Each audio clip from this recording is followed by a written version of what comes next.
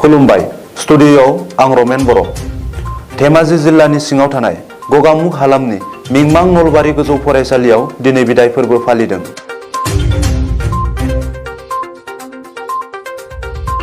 लोगोसे गगामुग दखरा दुलाराय बर' फरायसा आफादा 2022 मायथाइनि 15 मार्चआव जानो गोनां मेट्रिक आनजाद होगिरि फरायसाफोरखौ लोगो हमदों।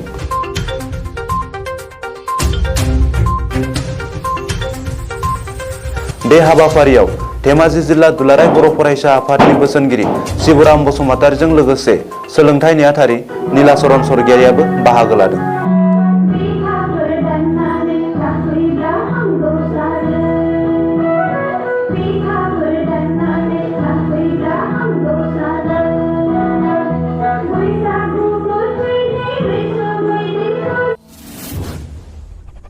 आंथ' बेहाय फैनानै खोब गोजोननाय मोन्दों। मानो होनब्ला फरायसा आफाद हिसाबै फोरोंगिरि आरो फरायसाफोरजों सावरायनाय मोनसे परिबेक जों लाबाय थायो।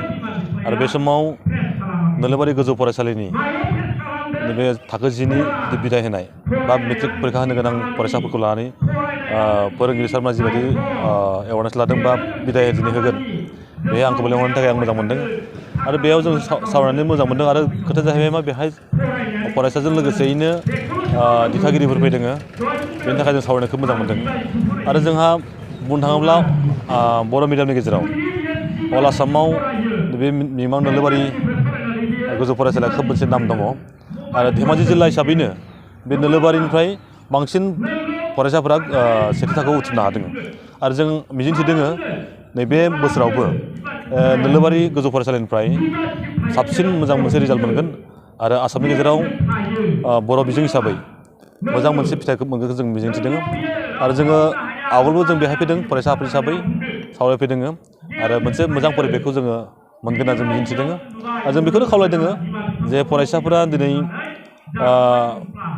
मोनसे मोजां फरायनाय परिबेकखौ लानो थाखाय। आरो जोंनि दिथागिरिफोरखौ जों खावलायदों गावनि फरायसाफोरखौ बा गावनि स्टुडेन्टफोरखौ, गावनि फिसाफोरखौ मोजाङै माने मोनसे परिबेक लानानै मोजां फरायनायनि मोनसे परिबेक लानो हायो। गावजों लोगोसे न'खरजों लोगोसे जों समाज बेखौ दानायाव मोनसे परिबेक होनो हायो। बेखौ लानानै जों सावरायनाय जादों। सार, बे एबार मिमां नोलोबारि स्कुलनिफ्राय साबेसे फरायसाखौ माने स्टार बा स्टेन्ड लाखिगोन होननानै मिथिनो मोनदों सार? बेखौथ' जोङो ओरैनो जों मिथिनायाव एसे मोजांखौनो जों मोनगोन होनना जों आसा मिजिंथिदों। आरो खारन सिगांनि जोंनि रिजाल्टखौ नायोब्ला देग्लायबो मोजाङानो जागोन। आरो बेखायनो आरो साबसिन जाबावनो थाखाय जोङो फोरोंगिरि, दिथागिरि, जोंनि समाज आरो फरायसाफोराबो गासिबो थिग थाबावनांगोन। बेखौनो जोङो टार्निं पइन्ट हिसाबै दिनै जोङो मोनसे बिन्दो होदों। बे बिन्दोनिफ्राय आरो जेसेबां जोङो फरायनो हादों बा मोनगोन आसा, बेनिबो साबसिन जानो थाखाय दिनैनिफ्राय जों टार्निं पइन्ट होननानै जाहाथे मोजां मोनसे रिजाल्टखौ मोनगोन होनना जों मिजिंथिदों। आं थाखो 10 आव फरायो। आङो दा खालमासि एबाराव मेट्रिक होगोन। बेनिखायनो आं आंनि मेट्रिक होगोनखौ आरो आइ आफानि सिमांखौ जाफुंहोनो आं नाजागोन आरो नाजाबाय थागोन। आरो इयुनावबो आं आइ आफाखौ दुखु होआ, मानोना बिसोर आंनि थाखाय गोबां खस्थ' सहायबोबाय, उन्दैनिफ्राय खांबाय फेदेरबाय। बेनिखायनो आं बिसोरनि सिमांखौ सिफायनो साना। नों बेसेबां पार्सेन्टेज लानानै एबारनि मेट्रिक आनजादाव पास खालामनो सानदों? आं 70-80 लागोन होनना आं आसा खालामो। नोङो सानसेयाव बेसेबां घन्टा फरायो? फरायनायाथ' आङो फुङावथ' थाब सिखारनाय जाया, मानोना एसे खामानिबो थायो नालाय। आइयाबो हारसिं आरो आइखौबो एसे हेफाजाब होनांगौ जायो, न'आवबो रावबो गैया। ओंखायनो आङो फुङाव 5टासोआव सिखारनाय जायो, ओमफ्राय हराव 10टा-11टासोआव थायो। आङो बे बोसोराव होनो गोनां फरायसुला फरायसुलिफोरखौ बुंदों।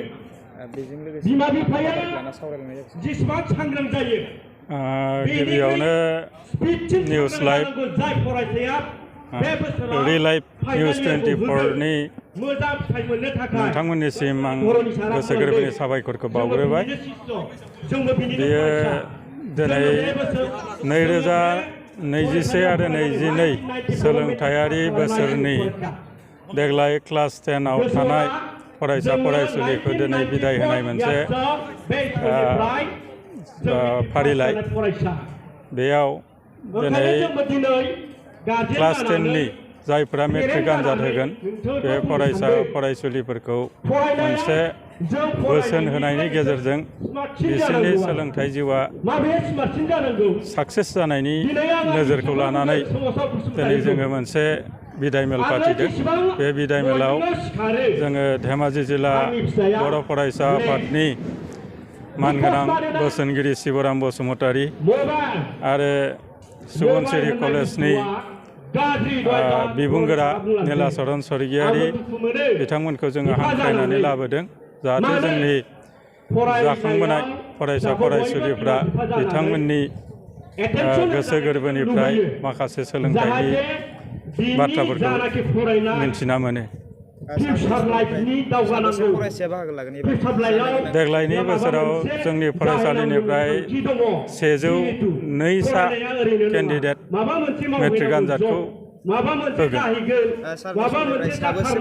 फार्स्ट डिभिजनाव गुबुन बोसोरजों रुजुनानै नायोब्ला देग्लायबो जोङो 19निफ्राय 20 फरायसाखौ खमैबो फार्स्ट डिभिजन हिसाबै जोङो आसा खालामदों। बेनि मादाव हयथ' 3 4 जोंनि फरायसालिनिफ्राय स्टारखौ लाखिनो हागोन बायदि मिजिंथियो।